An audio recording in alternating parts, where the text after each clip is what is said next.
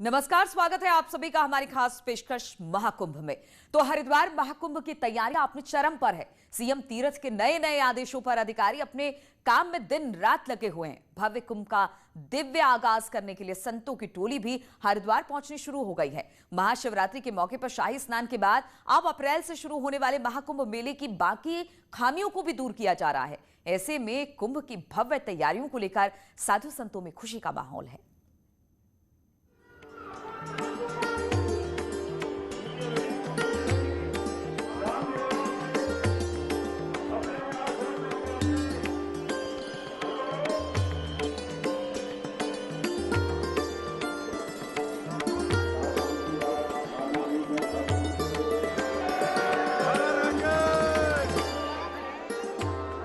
महाशिवरात्रि के दिन हरिद्वार महाकुंभ के शाही स्नान से तो ऐसा ही लगता है कि आने वाली स्नान की तिथियां भी भव्य और दिव्य होने वाली हैं।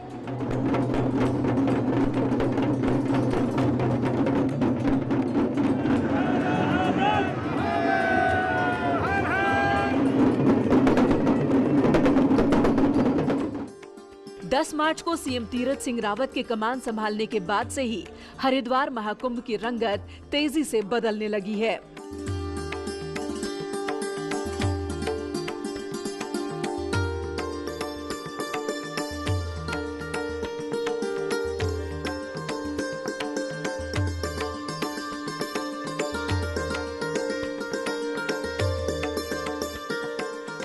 सूबे की कमान संभालते ही सीएम ने सबसे पहले कोरोना जांच की रजिस्ट्रेशन को खत्म किया। महाशिवरात्रि के दिन शाही स्नान में आए संतों के ऊपर हेलीकॉप्टर से फूलों की वर्षा करवाई।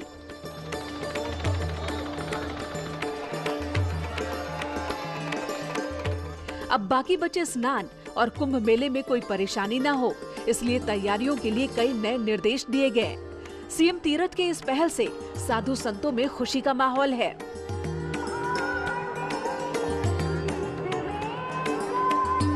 बधाई के पात्र हैं और आदरणीय यहाँ से केंद्र सरकार के सभी प्रधानमंत्री से लेके गृह मंत्री से लेके सभी आदरणीय पदों में बैठे हुए अधिकारियों का कि जिन्होंने भावना और परिस्थिति को समझा, यह सनातन संस्कृति के पर्व और मेला को समझा और तुरंत राज्य में जो है नज़र देकर और यहाँ का देखा कि मुख्यमंत्री सही निर्णय नहीं ले रहे हैं, शहरी विकास मंत्री सही निर्णय नहीं ले रहे हैं न, तो उन्होंने भावना को देख के तुरंत जो है यहाँ परिवर्तन किए और परिवर्तन के लिए हम आभारी हैं। और आभारी जो है साधुवाद जो है यहाँ के मुख्यमंत्री कि आते ही उन्होंने कुंभ मेले की शुरुआत की।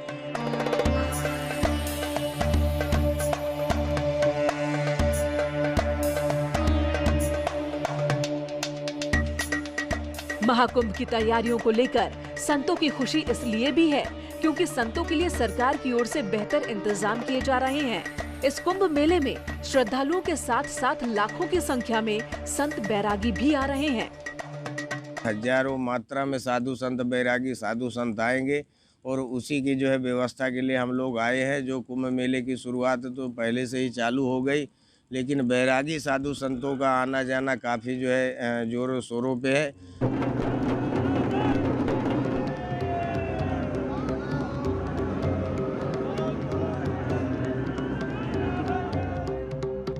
नए मुख्यमंत्री के निर्देशों का सबसे ज्यादा असर मेला क्षेत्र के बैरागी कैंप पर ही देखने को मिल रहा है।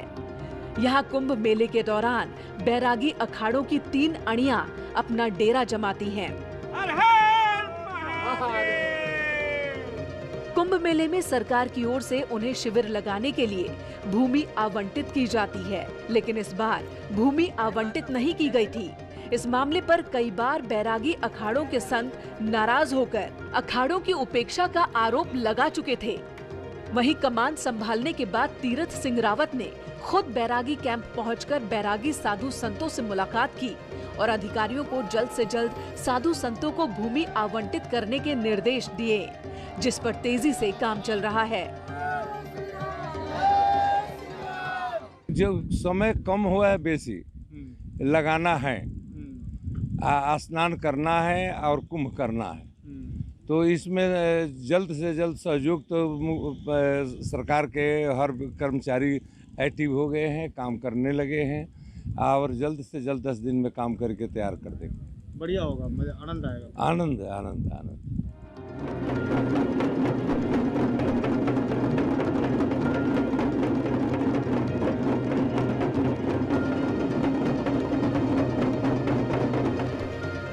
महाकुंभ में संतों को सम्मान मिलने से संत भी सीएम की तारीफ करते नहीं थक रहे। संतों का मानना है कि भारतीय परंपरा और संस्कृति को बचाए रखना सरकार की जिम्मेदारी है। तीरथ सिंह रावत के हाथ में ही जस रहा, ये कुंभ कराने के उनके भाग्य में लिखा रहा, इसलिए उन्होंने आ करके हमारे वैष्णव पर ध्यान दिए। अब वैष्णव के प्लाट कटने लगा, अब जल्द से जल्द इसका भी तैयारी पर रात दिन काम हो रहा है। सीएम के आदेशों का असर है कि मेला प्रशासन के अधिकारियों ने तत्परता दिखाते हुए भूमि की पैमाइश कर दी है और शिविर लगाने के लिए बिजली, पानी, शौचालय, सड़क जैसी मूलभूत सुविधाओं के लिए दिन रात काम करना शुरू कर दिया। मेला प्रशासन के अधिकारियों का कहना है कि तय समय तक सभी जरूरी सुविधाएं मुहैया करा दी जाएंगी, जिस पर साधु संतों ने सरकार को धन्यवाद दिया। शिवरात्रि का जो स्नान हुआ वो जनता का जो एक भ्रम था उसका उन्होंने समापन किया और वो स्वयं यहाँ आकर के संतों के आशीर्वाद प्राप्त किए, फूलों की वर्षा की उन्होंने, सभी अखाड़े वालों से मिले और एक संदेश दिया संपूर्ण भारतवर्ष को ही नहीं, संपूर्ण विश्व को, कि कोरोना की जो महामारी है उसके जो मानदंड हैं उनका पालन करते हुए और सभी लोग कुंभ में आए, सबका स्वागत है। तो इससे एक आशा की किरण जगी है समस्त साधु समाज में जो भक्तजन हैं। उत्तराखंड की कमान संभालते ही सीएम तीरथ ने शिवरात्रि के दिन शाही स्नान को भव्य बना दिया और खुद संतों से मिलने पहुंच गए।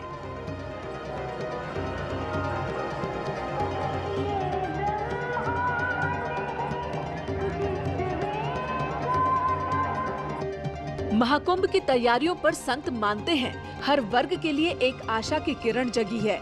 इस बार महाकुंभ कई उम्मीदों को पूरा करने वाला है। हरिद्वार के जो लोकल व्यापारी हैं, धर्मशाला, होटल, आश्रम, सभी लोगों को एक आशा जगी है और मैं आशा करता हूं कि इस प्रकार का जो वातावरण बनाया गया पॉजिटिव, शासन के अधिकारी सब एक्टिव हैं, तो आने वाला जो कुंभ के 2 स्नान है और कुंभ की आगे की जो व्यवस्थाएं हैं वो अच्छी होंगी। कोरोना काल में महाकुंभ को लेकर जो संशय था वो अब दूर होने लगा है। संतों के साथ साथ व्यापारी भी मानते हैं कि महाकुंभ मेले के लिए सरकार ने कई अहम कदम उठाए हैं। व्यापारी वर्ग इस वजह से भी खुश है कि जो माननीय मुख्यमंत्री जी ने जैसा कहा कि कुंभ को लेकर एक नकारात्मक माहौल बनाया जा रहा था, ये सत्य है कि वो माहौल माननीय मुख्यमंत्री जी के प्रयास से, उनकी पहल से पूरी तरीके से दूर हो गया है और अब बड़े सकारात्मक माहौल में कुंभ का आयोजन होने की संभावना है और ऐसा लगता है कि कुंभ की जो भव्यता और दिव्यता की बात लगातार की जा रही थी वो अब सही मायनों में साकार होने जा रही है। इस महाकुंभ के भव्य आयोजन से व्यापारियों का ये भी मानना है कि कोरोना काल का घाटा भी इस कुंभ से पूरा हो जाएगा। मुझे पूरी उम्मीद है कि हम इसी वर्ष में जो पिछले वर्ष का भी जो घाटा हुआ उसको भी पूरा करेंगे और हम उत्तराखंड की धरती पर आने वाले सभी तीर्थयात्रियों का स्वागत करेंगे, उनका सत्कार करेंगे और यहाँ पर एक भव्य दिव्य कुंभ के माध्यम से हम पूरे विश्व में भारत सरकार की, उत्तराखंड सरकार की एक अच्छी छवि भेजने में सफल होंगे।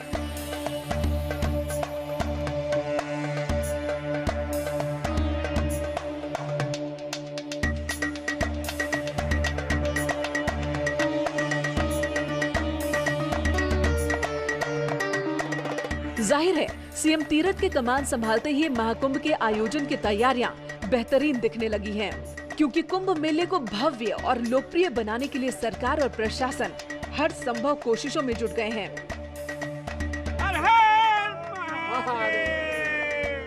इसलिए संतों को महाकुंभ के बाकी शाही स्नान भव्य होने की उम्मीद है।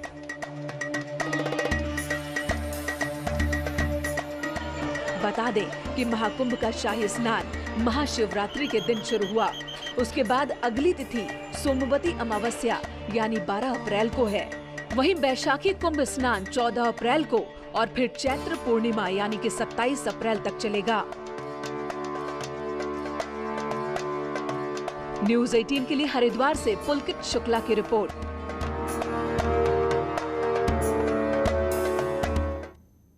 और संतों के लिए सुविधाओं के प्रशासन हर संभव कोशिशों में जुटा है।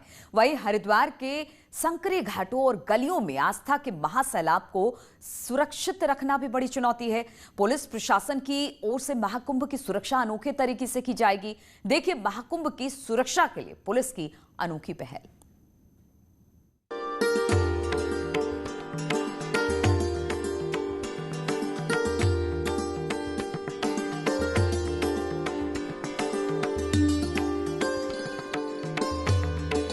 मां गंगा के पावन तट पर आस्था का सबसे बड़ा मेला लगने वाला है।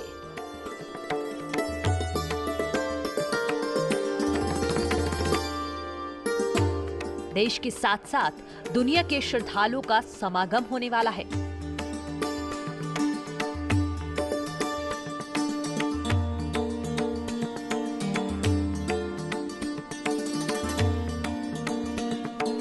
देश दुनिया की मीडिया का बड़ा जमावड़ा होने वाला है।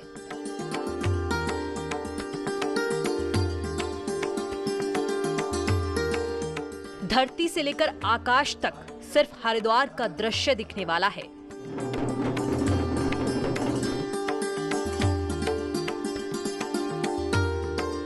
यानी हरिद्वार की धरती पर श्रद्धालुओं का सबसे बड़ा सैलाब आने वाला है।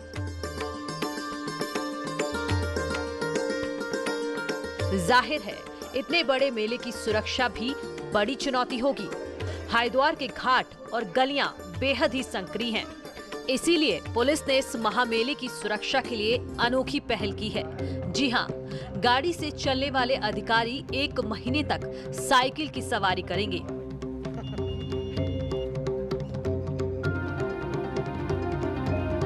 घाटों पर और गलियों में चप्पे चप्पे की सुरक्षा करेंगे। जहां गाड़ी नहीं पहुंच पाएगी वहां भी पुलिस के जवान मुस्तैद रहेंगे।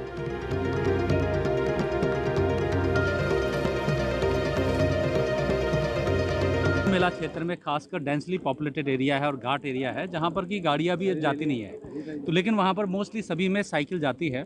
तो साइकिल के माध्यम से वो अपने एरिया का फैमिलराइजेशन हो सके, वहाँ की गलियों के बारे में, वहाँ के जो एक्चुअल में डिटेल्स है। कई बार ये सारे अधिकारी वो है जिनके पास अपनी सरकारी गाड़ी है, गाड़ी में बैठ करके ड्राइवर या गनर के साथ वो चीज़ें नहीं देखा जा सकता है जो कि साइकिल से आप एक एक जगह देखा जा सकता है और समझा जा सकता है।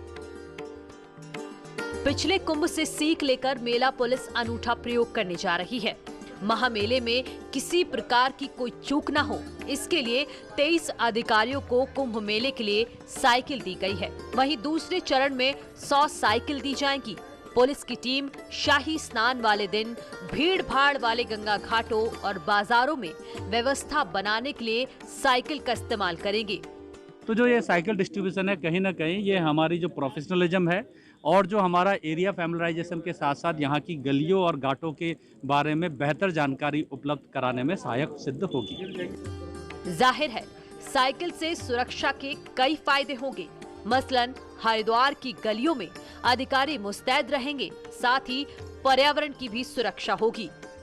इसीलिए इस आस्था के महाकुंभ में बिना भय आइए और महापुण्य का लाभ कमाइए। हरिद्वार से न्यूज़ 18 के लिए पुलकित शुक्ला की रिपोर्ट। और महाकुंभ को वैश्विक बनाने के लिए सरकार ने कई नए प्रयोग किए। इसलिए इस महाकुंभ के थीम सॉन्ग के लिए सरकार ने ओपन निमंत्रण भेजा है। यानी महाकुंभ के लिए कोई भी थीम सॉन्ग सरकार को भेज सकता है।